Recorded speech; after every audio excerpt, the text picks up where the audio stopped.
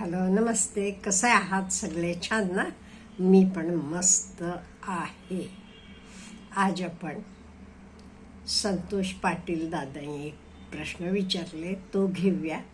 दादा, तुम्ही बरेच वेळेला हा प्रश्न विचारलात. मी पण जरा बिझी होते, त्यामुळे मला व्हिडिओ करायला एक 4-5 दिवस उशीर झाला. Please excuse me. आधी ते काय म्हणतात ऐका.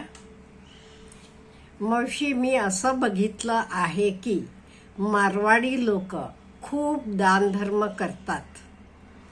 यूट्यूबवर पण अनेक व्हिडिओ मी पाहिलेत आणि त्यांचं म्हणणं आहे हे दानधर्म केल्यावर मनी फ्लो जास्त होतो का? आपण तर दिलेलं परत कुठल्या स्वरूपात आपल्याकडे येते ह्याच्याबद्दल थोडंसं सांगा असं म्हणतात ते. हो, खूप चांगला प्रश्न आहे. हे बघा, आपण पूर्वीपासूनचं आपली संस्कृती बघितली तर आपल्याकडे हे दानधर्माचं सगळे धर्मात आणि फक्त आपले हिंदूजमध्ये असं नाही, ख्रिश्चियानिटीमध्ये आहे, मुस्लिम्समध्ये आहे, इवन शीख, पंजाबी लोक 10वा हिस्सा म्हणतात. ते जे आपण मिळवतो त्यातला 1/10 आपण खर्च दानधर्मासाठी करायला पाहिजे असं म्हणणं आहे. आता हे कशासाठी करायचं? म्हणजे हे बघा, आपल्याला जे काही मिळालेलं आहे हे आपल्याला सोसायटीनं दिलेलं आहे, समाजानं दिलेलं आहे. हे आपण शेअर करायला पाहिजे. शेअरिंगसाठी हे आहे. आता साधा एक्झाम्पल देते मी आपल्याला. आपण एखाद बी घेतली, बियाणं काही असू देत, आंब्याची कोळी घ्या, काही कुठलाही, आणि आपण तर जमिनीत घालूया तर रोप मोठं होते, झाड होते, तर आपल्याला परत किती पटीनं देते? खूप पटीनं देते. आणि किती वर्ष विचार करा. हा नियम लागू आहे इथे पण. म्हणून कन्नडमध्ये ते एक म्हण आहे, मराठीतही असेल एखाद वेळेस, मला माहित नाही.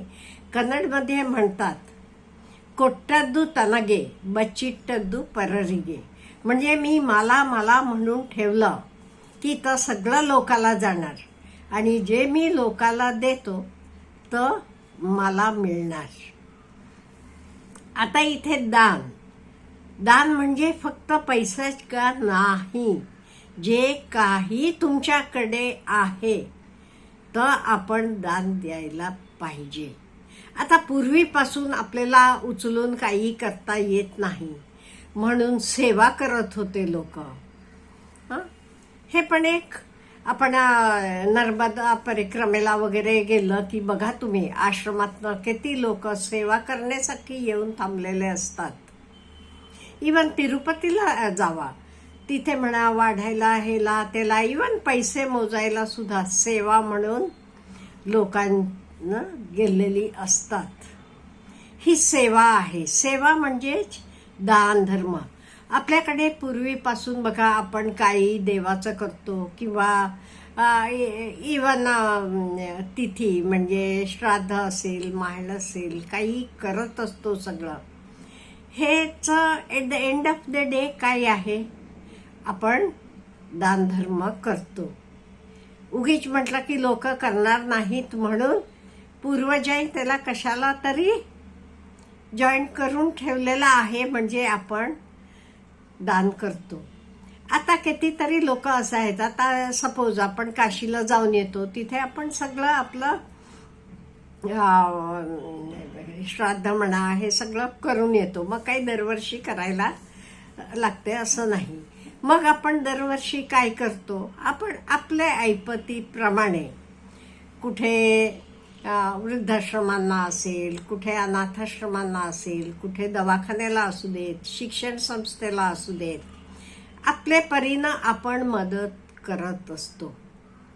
आता हे बघा, फायनान्शियल मदत तरी आहे त्याचे शिवाय आपण सेवा दिली तरी तिथं सुद्धा दान आहे. दान म्हणजे आपल्याकडे आपल्याला वाटते दान म्हणजे पैसा देणं नाही. आपल्याकडे जादा कपडे आहेत, आपण दान करू शकतो.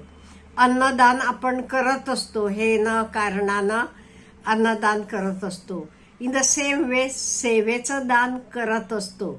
आता कितीतरी माझे ओळखीचे लोक असे आहेत जे उत्तम योगा शिकवतात. सकाळी ते फ्री ऑफ कॉस्ट. एवढ्या काय रिटायरमेंट नंतर काही शिक्षक सुद्धा शाळेत जाऊन जे काही शिकवणं करतात, हे कशासाठी? हे एक प्रकारचं दान आहे, दान धर्म आहे. आणि दान धर्मामुळे आपल्याला जे काही हे परत भरपूर प्रमाणानं मिळते म्हणतात, हे पण खरं आहे. फॉर एक्झाम्पल मी तुम्हाला सांगते, आपण कोणाला काही दिलं तरी तो माणूस गप्प राहतो का हो? हे ना ते कारणानं तुम्हाला येऊन देतो तो परत काही.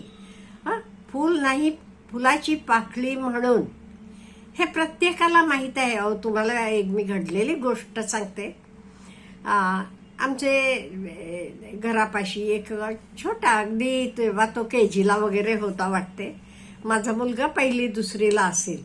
मग माझे मुलाला बसत नसलेले कपडे वगैरे मी त्याला द्यायचे, चांगले कपडे. का म्हणजे लहान मुलांचे आपण बघतो, किंवा शाळेचं युनिफॉर्म. नंतर मी काय केलं, त्याची आई म्हणजे शेतात वगैरे कामाला जायची. दरवर्षी माझे मुलाला मी एक जोड म्हणजे 2 युनिफॉर्म घेताना त्याला सुद्धा 2 शाळेचे युनिफॉर्म नवे कोरे घेऊन द्यायची. ते मुलानं काय करावं, एक दिवस आई कुठेतरी शेतात भुईमुग काढायला गेली होती वाटते. आईनं आणलेले ते काढलेले ते एक वाटणी ह्यांना पण देतात का नाही, पेपरमध्ये गुंडाळून एवढ्या भुईमुगाच्या शेंगा आणून मला दिलं. मी म्हटलं काय रे, कशासाठी आणलं? काही नाही, तुम्हाला खावा की, छान आहेत, ताज्या आहेत म्हणून आणले. पण मला जाणवलं त्यांना कशासाठी आणले. म्हणजे हे मला म्हणायचं, आपण दिलेलं वाटते म्हणजे कोणी घेतलेला माणूस आपण दान केला म्हणजे तो तसंच राहत नाही, तोच देतो असं नाही. कुठून कुठे हे निसर्गाचा नियम आहे. का म्हणजे मी तुम्हाला सांगितलं, आपण बी पेरतो, मोठं वृक्ष झाल्यावर तर किती वर्षानुवर्ष भरपूर आपल्याला देत असते. हा नियम आहे, लॉ ऑफ नेचर, प्रकृतीचा नियम आहे. त्यामुळे जे काही आपण देतो तर आपल्याला परत मिळते कितीतरी पटीनं.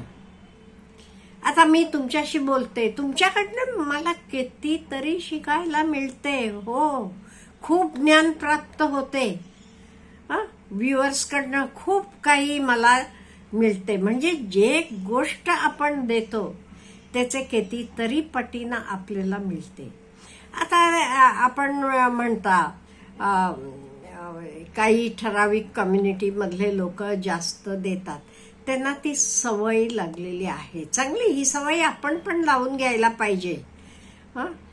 आपण पण ही सवयी घ्यायला पाहिजे. अहो आता नर्मदा परिक्रमेला आपण जातो, अहो किती गरीब घरातले लोक सुद्धा आपल्याला जेवायला देतात, खायला देतात. त्यांच्या घरातली परिस्थिती बघितली की आपल्याला जाणवते, असं काही नाही. ह्यांचं बघितलं का नाही आपल्याला कळते आपण कुठेच नाहीये.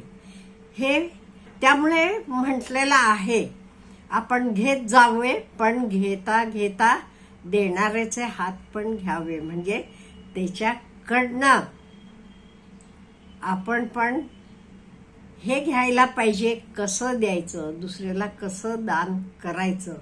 त्यामुळे दान ही खूप मोठी गोष्ट आहे. एवढेच काय, आपण शरीराचं पण दान करतो, आपल्याला माहीतच आहे. आपण डोळे दान करतो, शरीर दान करतो. का म्हणजे पुढचे येणारे लोकांना ते डोळे वापरता येतील, कोणतरी हे जग बघू शकेल. मेडिकल कॉलेजमध्ये विद्यार्थ्यांना आपले बॉडीचा उपयोग होईल, त्यांना एक स्टडीसाठी त्याचा खूप फायदा होईल. त्यामुळे दान म्हणजे सगळे टाईपचं दान आलं. आपल्याला दान म्हटलं की लगेच आपण पैसाच म्हणतो. आपल्याकडे भरपूर पैसा असला की पैसा पण करावा, आणि whatever we earn at least 1/10 मला वाटते आपण दान करायला पाहिजे. आपलं काय मत आहे सर्वांचं. आणि हे बघा, आपल्यालाही भरपूर लोकांनी दिलेलं आहे. त्यामुळे आपण पण लोकांना देत जायला पाहिजे. Have a good day.